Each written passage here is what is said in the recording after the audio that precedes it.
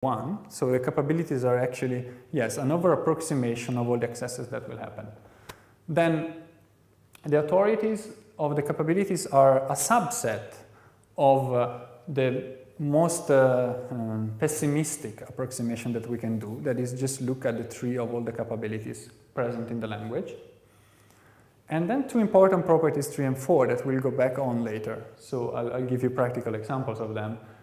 One essentially says that only connectivity begets connectivity. That is, in order to access a new resource, you either have a pointer to it or you receive a pointer from somebody else. And then that there is no authority amplification. That is, you cannot grant yourself permission to access resources that you didn't have permission to access in the first place. That authority must come from somewhere else. In the literature of capabilities, there are lots of other interesting properties, but we focus only on these ones because these are the ones that are really needed for isolation.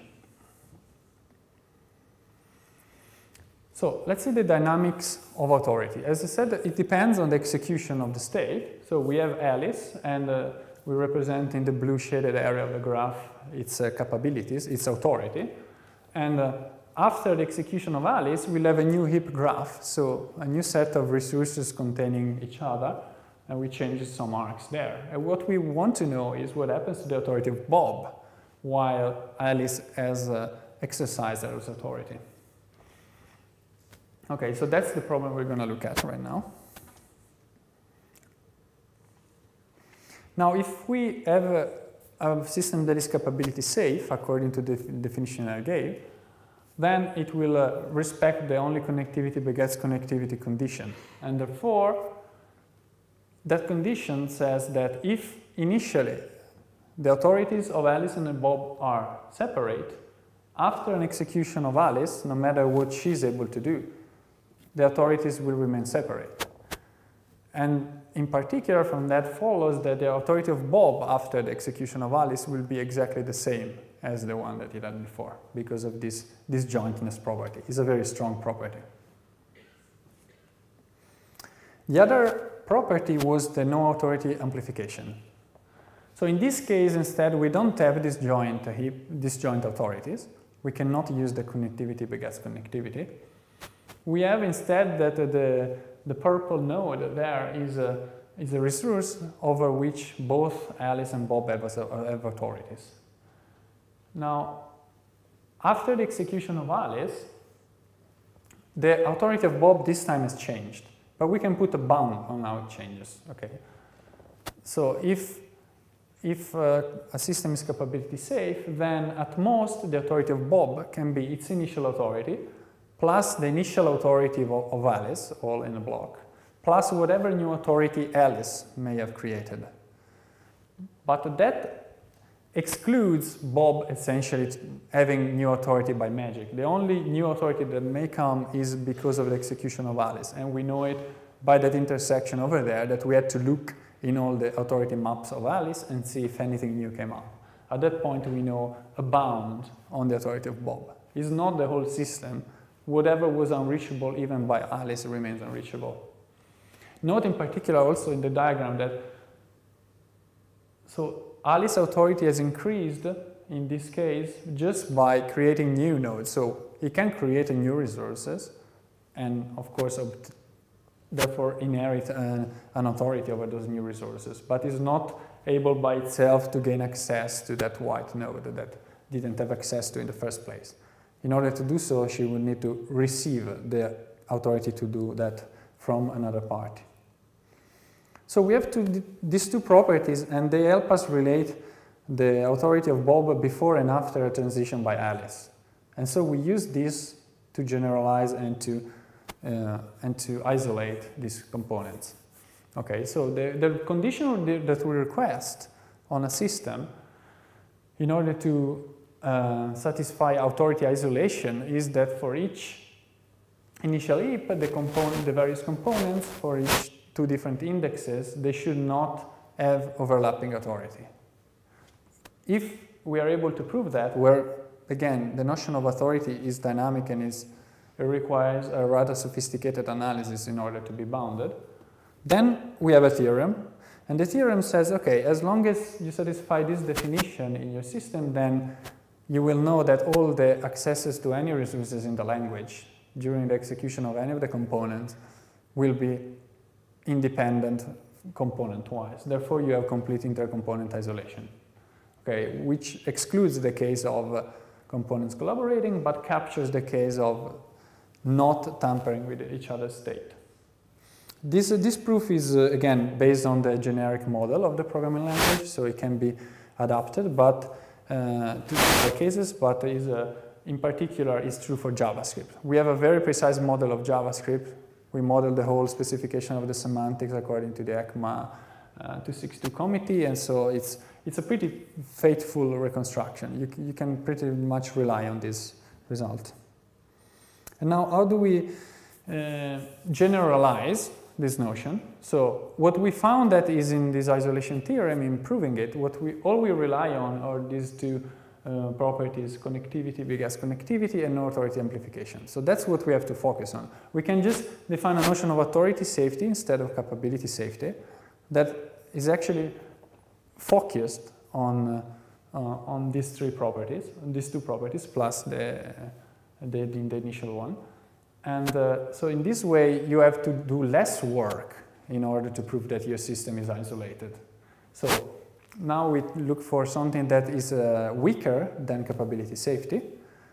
But of course, capability safety is still useful. So if you have a capability language in itself, is a weaker property, is a stronger property, you know how to build an authority such that this true property holds. So we are very happy if we have a language like Caja or a language like Joey that, or Emily that are already capability safe because we know authority safety holds. But it's authority safety itself that gives you the isolation property, so the mashup isolation. Therefore, you can also build mashups in something that is not an object capability language, just proving those three properties at the top. And that is actually much less work than building a whole framework like Caja. So part of the complexity and of the penalty performance of Caja is to do with making it a real object capability language. As far as isolation is concerned, you need less. You need authority safety. You can do less work. And now I'm going to show you an example also that differentiates. So, as I mentioned, the idea is you want to isolate mashup. Okay, if I know one of those two properties, I know I get isolation. What I need to prove is also that I have the proper enforcement mechanisms that support a language being either capability safe or authority safe. So that will require some effort. It's actually the core of the effort, because once you've done that, by the theorem, you get isolation for free. So we applied this approach to JavaScript, unfettered in the sense of, let's just take JavaScript, not an object capability language. Let's show that a subset of it is authority safe, the most interesting subset we can find. And then at that point, we know we can do isolated mashups with that. And that's a language that we call a JSafe. It's a subset of JavaScript that enjoys authority isolation. And then we said, okay, now let's take an object capability subset of JavaScript, the Cajita subset, which is part of the Caja framework by Google. And we formalized the core of Cajita, and we proved that that one is capability safe. So in principle, is a harder proof to do. But the language that we're looking at is not just wild JavaScript. It's very well behaved. It's already capability safe. We just have to show that it is. And so in that respect, it's an easier task. But of course, the distance between, let's say, Cajita and JSafe, the other language I just talked about, is the complexity that then is paid in terms of other measures in the Caja system. Okay, so now I focus a bit on the JSafe part of the story. So this pure JavaScript subset, we needed to define a reasonable notion of authority map so that it will be authority safe. And in order to do so, also we need to put some enforcement mechanisms in the language that will restrict it so that one cannot do very nasty things and access the global object wherever you want and start doing object prototype poisoning and other typical JavaScript nastities. So we started with some subset of JavaScript we already had.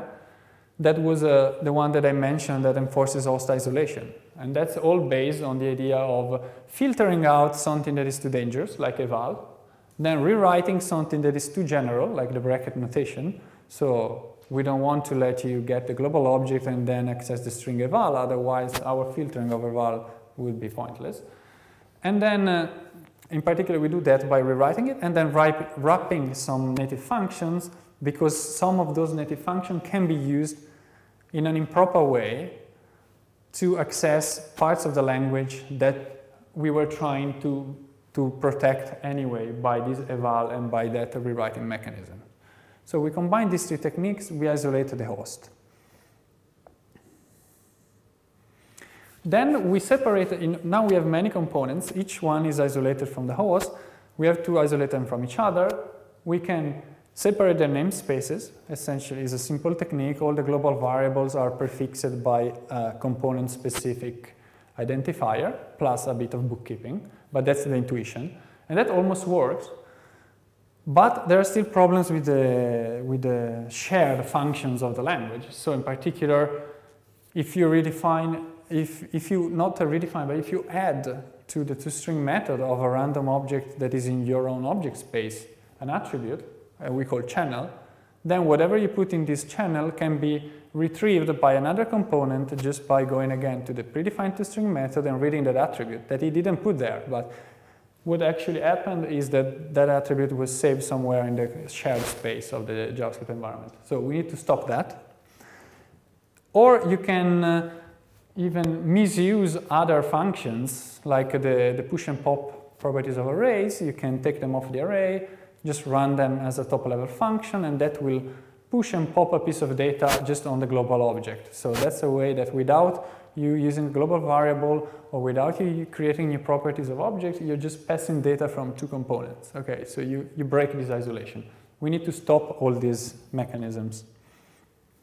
What we do is we have to make native functions and objects read-only and wrap the native functions so that they cannot take their these cannot be instantiated to the global object. Okay, so in the host isolation problem, our wrapping was to avoid a native function to return the global object, and instead to isolate components, we must avoid a native function to receive the global object, essentially. So the pop of an array must be run on an array and not on the global object. So this resulting subset is called JSafe.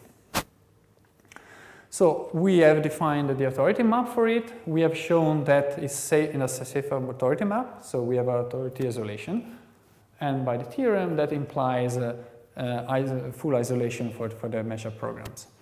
So based on this formal result, we have compared the language with Facebook, FBJS, and with Yahoo's AppSec, and we actually found discrepancies. Now, when there is a discrepancy, what's going wrong? Either the two things can coexist, or one of the two has a problem in it. And it turned out, actually, that we found real attacks both in Facebook and in Yahoo.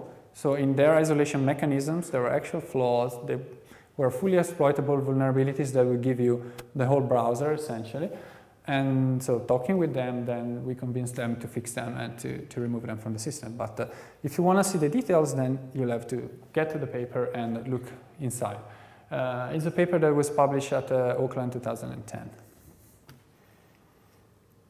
So concluding, we have formalized the notion of capability safety that already existed, and we thought it was useful for mashups. Yes, it was useful to isolate mashups, but there is actually something that is a bit simpler, that is authority safety, that is actually the core of what you need. But of course, this authority safety being weaker, it means has less property. In particular, for example, it doesn't guarantee absolute encapsulation or defensive consistencies, other very nice properties of object capability languages. So what we plan to do now is to push more that part of the work and include them into our formalization.